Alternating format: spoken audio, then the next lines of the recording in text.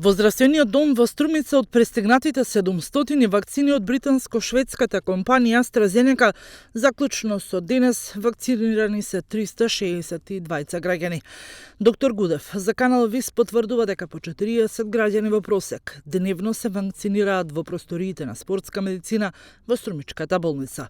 Бројот на вакцинирани на дневна основа е во зависност од бројот на пријавите во мој термин преку матичните лекари.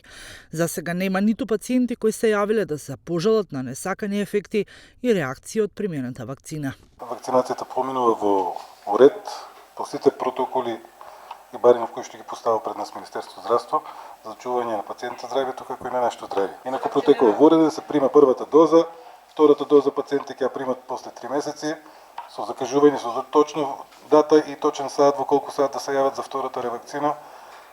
Така да мислам дека ќе биде добро. Моментално немаме никакви нуспојави од вакцината, иако не ни очекуваме, се уште рано, а мислам дека ќе немаме таква работа.